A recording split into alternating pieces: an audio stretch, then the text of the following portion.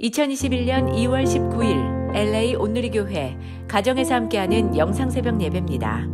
오늘 말씀은 마태복음 15장 1절에서 20절, 삶과 행함에서 나타나는 정체성입니다. 그때 예루살렘에서 온 바리새파 사람들과 율법학자들이 예수께 다가와 물었습니다. 왜 선생님의 제자들은 우리 장로들의 전통을 지키지 않습니까?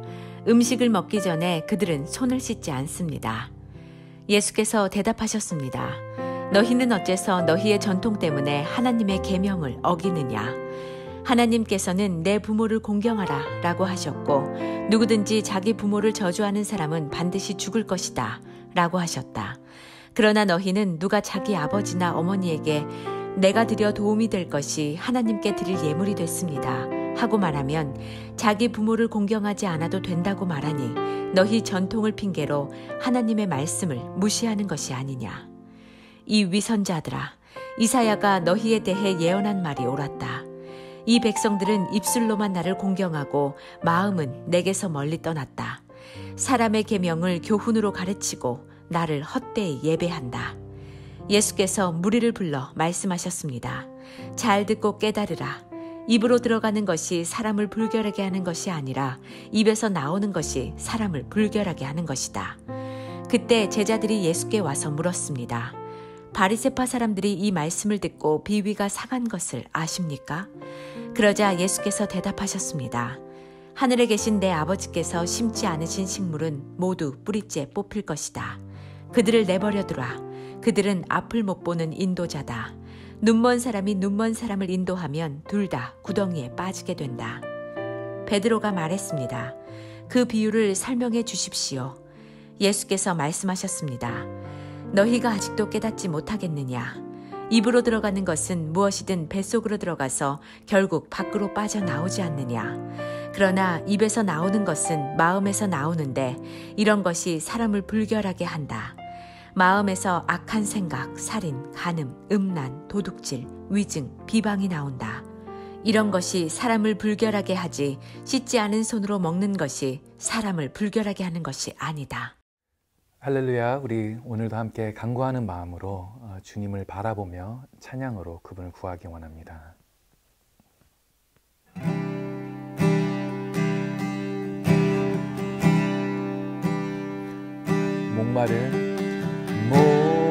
목마른 사슴 시냇 물을 찾아 헤매듯이 내 영혼 주를 찾기에 갈급하나이다. 목마른 사슴 시냇 물을 찾아 헤매듯이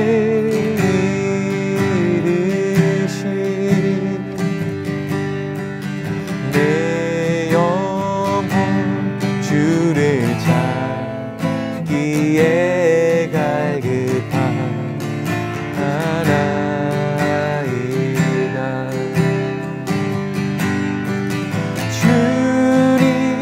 주님만이 나의 방패, 나의 참 소망, 나의 몸 정성 다 바쳐서 주님 경배합니다.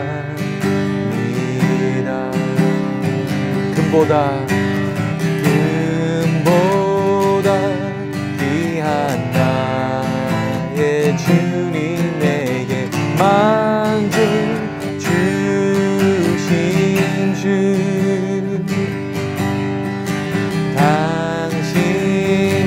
당신만이 나의 기쁨 또한 나의 참보배.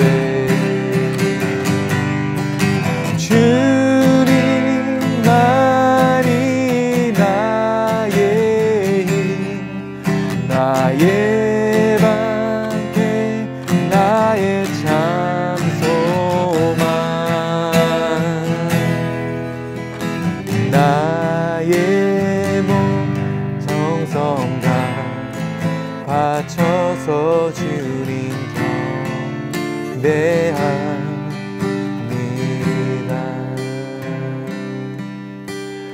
나의 몸 정성 다 바쳐서 주님 경배합니다.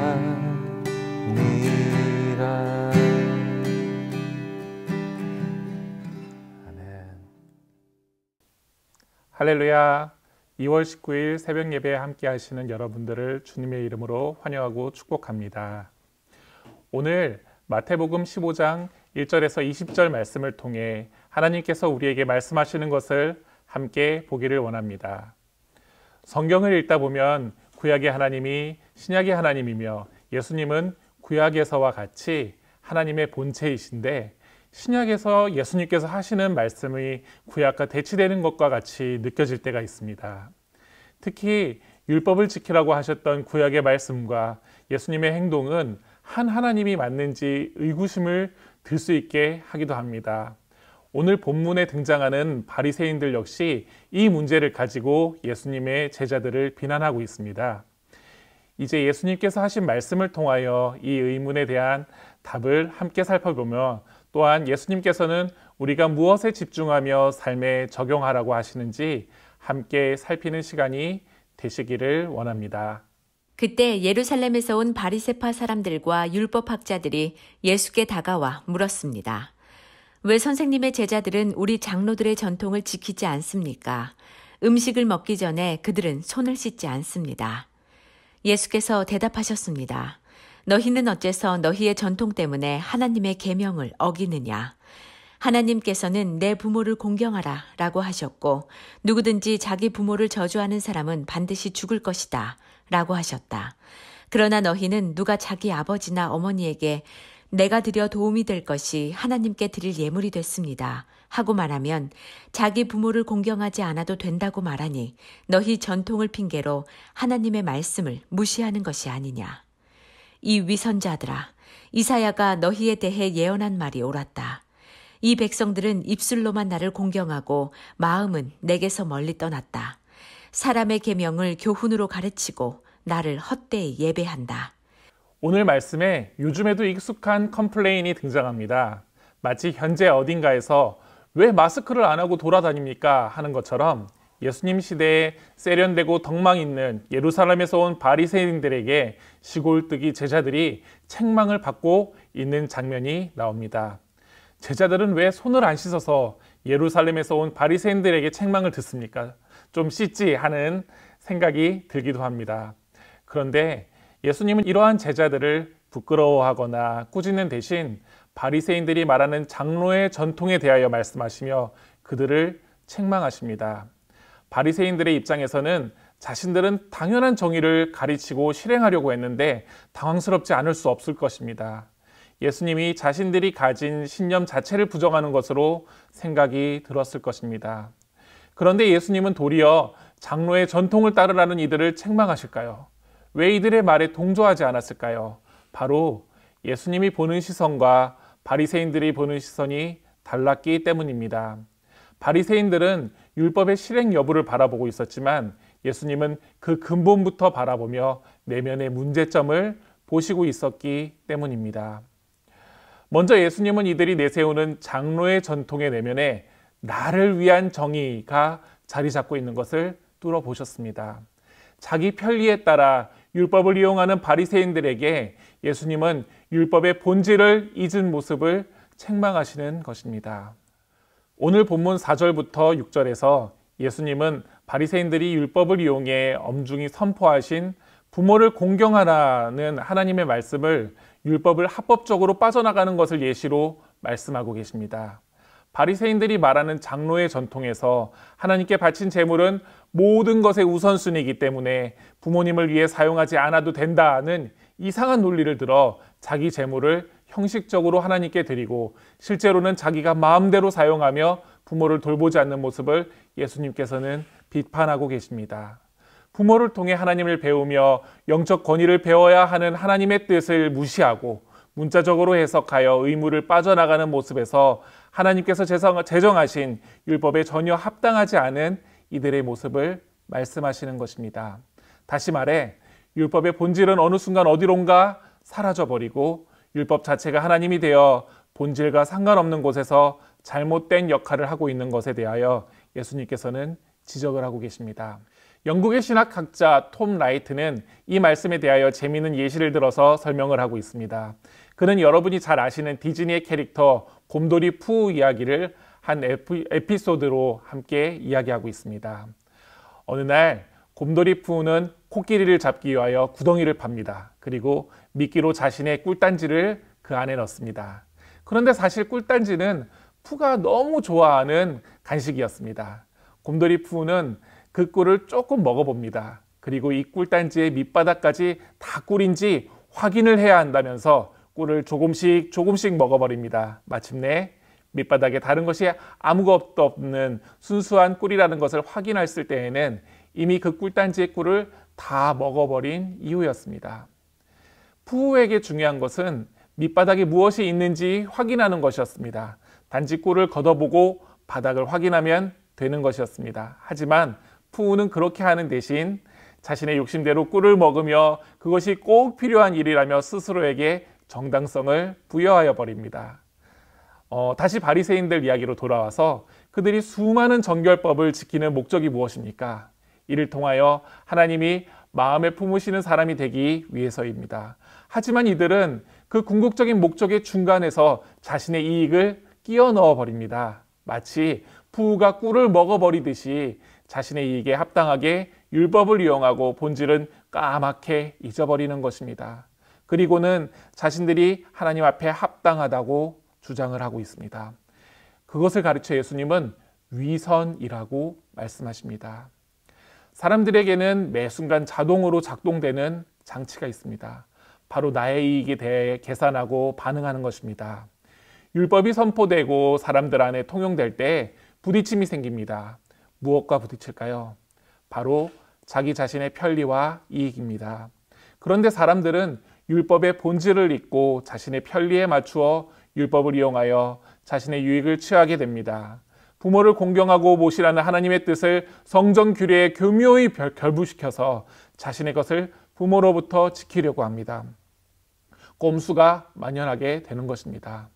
그러는 사이에 율법의 본질은 사라져버리고 단지 율법의 지뢰를 피하면서 내 이익을 위해 달려가는 껍데기 법칙만 남게 됩니다. 이는 당시의 사회만의 문제가 아니라 지금 이 사회에도 마찬가지입니다. 사회에서 법망을 피하여 탈세하는 방법이 만연합니다. 법의 엄중함을 피하여 누가 보아도 비도덕적인 방법으로 이익을 취하는 사람들이 있습니다. 특정한 악인들만의 문제가 아니라 사회에 만연한 모습입니다. 여기에서 우리는 역사 초기부터 있어온 아담과 하와의 모습, 가인의 모습, 바벨탑을 쌓고 있는 인간의 모습을 보게 됩니다. 바로 내가 정의를 세우고 왕이 되려는 모습입니다.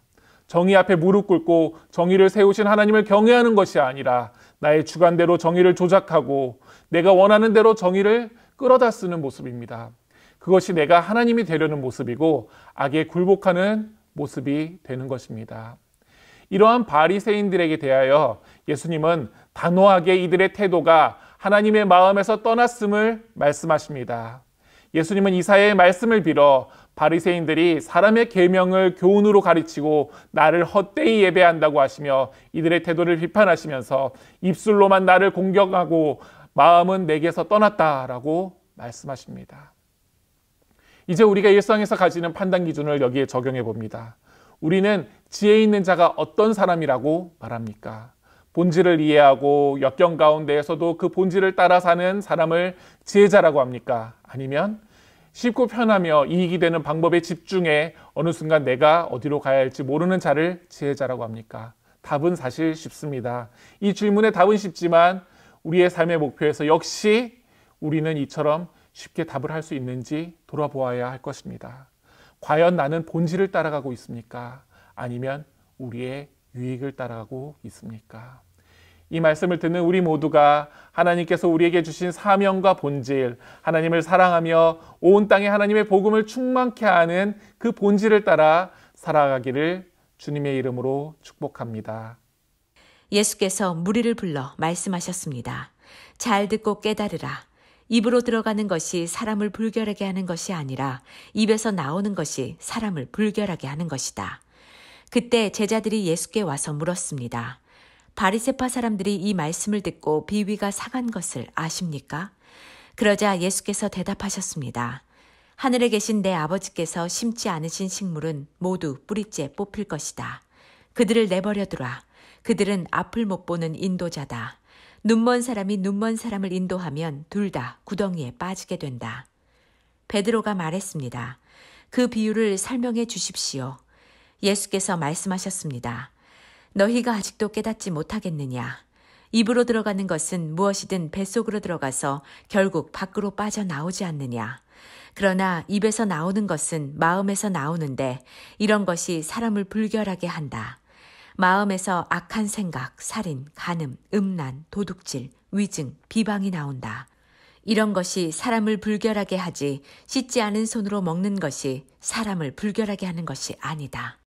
11절에서 예수님은 입으로 들어가는 것이 아니라 입으로 나오는 것이 사람을 불결하게 한다고 말씀하십니다.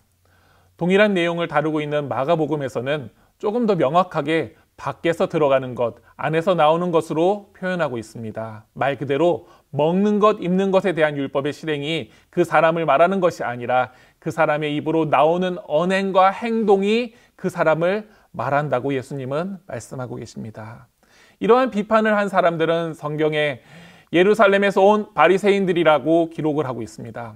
많은 성경학자들은 이들이 예수님의 활동에서 율법에 어긋나는 것이 없는지 감시하고 꼬투리를 잡기 위해 파견된 사람이라고 추측을 하고 있습니다. 이들은 자신들의 영적 우월감으로 사람들의 행동을 비난하며 예수님을 판단하려고 듭니다. 본문에서 바리새인들이 집중한 것은 정결례에 따라 가려먹고 피함으로 그 사람의 거룩과 부정을 판단하는 것이었습니다. 율법을 지키고 사는 것이 그 사람을 의롭다 하는 기준이 된다는 것입니다. 하지만 결코 사람은 단순히 먹는 것에서 판단되는 것이 아닙니다. 한편으로는 하나님을 사랑한다면 좀 가려먹고 하라는 대로 하면 되는 것 아닌가 하는 생각도 들게 됩니다. 하지만 당시 상황에 대해서 생각해 보면 그 생각이 달라질 수밖에 없습니다. 우선 이들이 사람들에게 잣대로 들이민 규범은 제사장들이 성소에서 제를 올릴 때에 사용되는 규례였습니다. 일반인들에게 확대 적용하는 것은 이를 통하여 제사장들과 바리새인들이 더 나은 영적 지위에 서기 위한 무리한 요구였던 것입니다.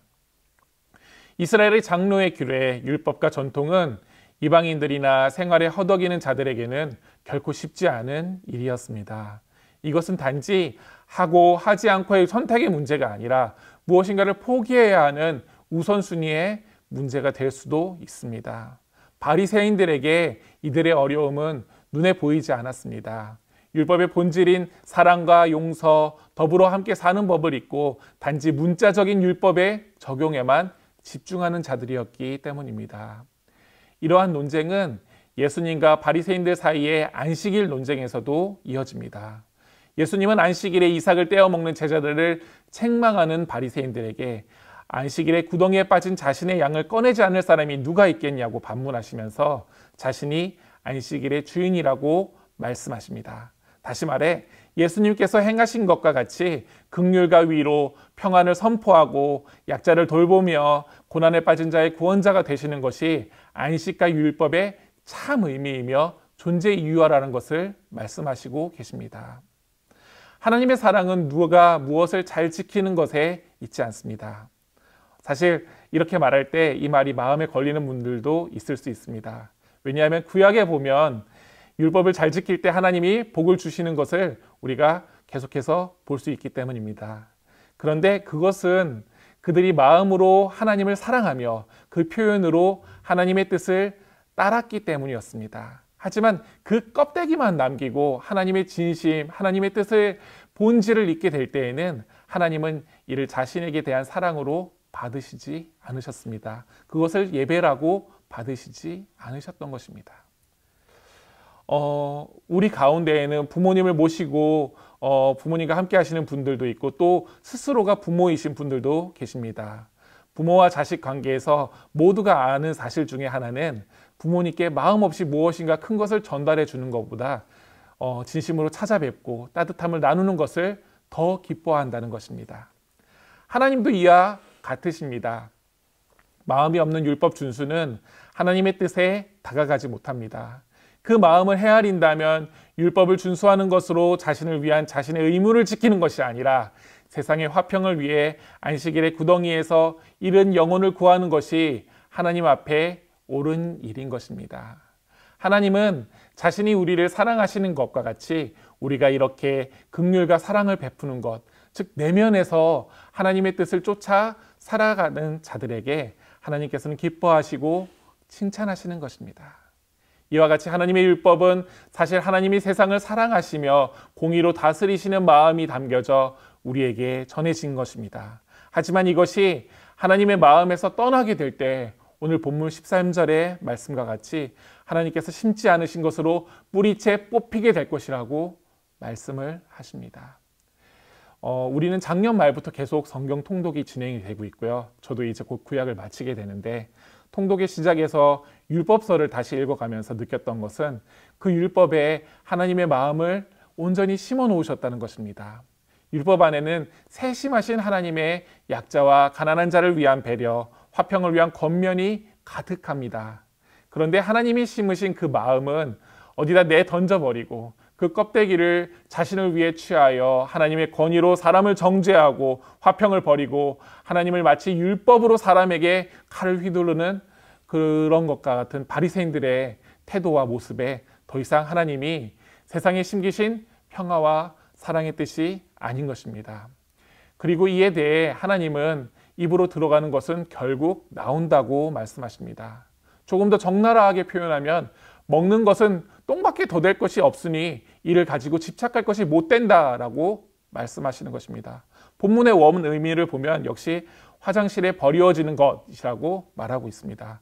다시 말해 율법을 문자적으로 이행하는 것이 본질이 아니라는 것을 바리새인들에게 명확하게 말씀하고 계시는 것입니다. 우리가 이러한 껍데기를 버리고 본질을 추구하려면 무엇이 우선이 되어야 할까요? 바로 하나님의 통치를 인정하고 내가 하나님의 본질을 추구하는 삶으로 살기로 결정하는 것입니다. 하나님이 우리를 통치하시면 비로소 거룩함이 삶에 나타나게 됩니다. 반대로 우리가 하나님의 통치 안에 있지 않으면 어떻게 됩니까? 우리 안에 있는 악독이 우리를 다스리게 되는 것입니다. 19절에 보면 마음의 악한 생각, 살인, 간음, 음란, 도둑질, 위증, 비방이 나온다라고 하십니다. 우리 안에 있는 이러한 악한 것이 우리의 주인 삼는 것이 아니라 하나님께서 우리를 다스리실 때 하나님의 거룩이 우리에게 드러나며 비로소 우리는 참 제자요 참 그리스도인의 정체성을 가지게 됩니다. 내가 무엇을 배우고 입고 입으로 먹고 받아들이고 어떤 환경에서 살았으며 어느 학교를 졸업했고 우리의 신분이 어떤 것과 관계없이 우리가 하나님의 다스림 안에 있으면 거룩함이 나오게 되는 것입니다. 그리고 그것이 우리의 정체성이 됩니다. 다시 말해 우리의 칭의, 우리의 정체성은 외부로부터 받아들여진 무언가로부터 결정되는 것이 아니라 내 안에 하나님으로 인한 선한 영향력에서 나타난다는 것입니다. 내가 가진 어떠한 상황과 약점이 나의 정체성이 될 수 없습니다. 나의 학력과 재산의 정도도 나의 정체성이 될 수 없습니다. 내가 가진 것, 나의 입으로 들어가는 모든 것은 그저 배설되어 버려질 뿐입니다. 나의 내면의 악독에서 벗어나 하나님이 우리를 부르신 사명 안에서 하나님의 거룩함을 살아가는 모습이 바로 나의 정체성, 그리스도인의 정체성이 되는 것입니다. 이제 말씀을 마무리합니다. 예수님은 우리가 무엇을 보고 살아야 하는지 오늘 말씀을 통해 명확하게 말씀해 주십니다. 또한 무엇에 집착하지 말아야 되는지 역시 말씀하고 계십니다. 우선 나를 바라볼 때 환경과 외부 요인으로부터 내게 주어진, 다시 말해 내 입으로 들어간 것으로 스스로를 판단하지 말고 내 안에 그리스도께서 일하심으로 거룩함으로 나오는 삶의 모습으로 스스로를 정체성을 가지라고 하십니다. 마찬가지로 다른 누구도 율법의 껍데기 기준으로 판단하지 말고 존귀히 여기며 삶의 선한 영향력으로 거룩을 분별하기를 말씀하십니다. 우리 안에 하나님, 즉 성령님이 임하시면 우리는 갈라디아서 5장에서 말씀하신 것과 같이 성령의 열매를 맺고 그에 합당한 삶을 살게 됩니다. 사랑하고 화평하며 충성되며 온유하고 절제하는 삶이 밖으로 드러나게 됩니다. 그것이 그리스도인의 정체성입니다. 이 정체성으로 온 세상을 비추는 저와 여러분이 되시기를 주님의 이름으로 축복합니다. 우리 함께 기도하겠습니다.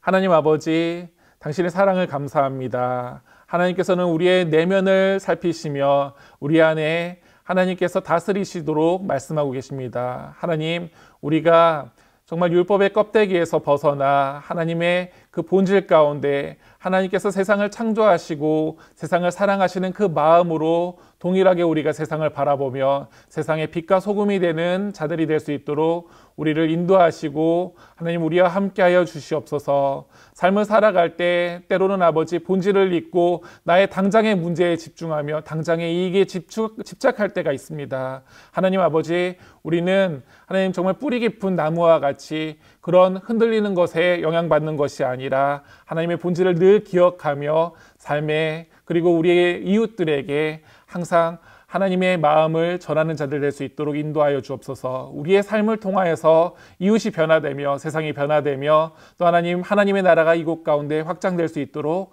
인도하여 주시옵소서. 감사를 드리고 예수 그리스도의 이름으로 기도하였습니다. 아멘.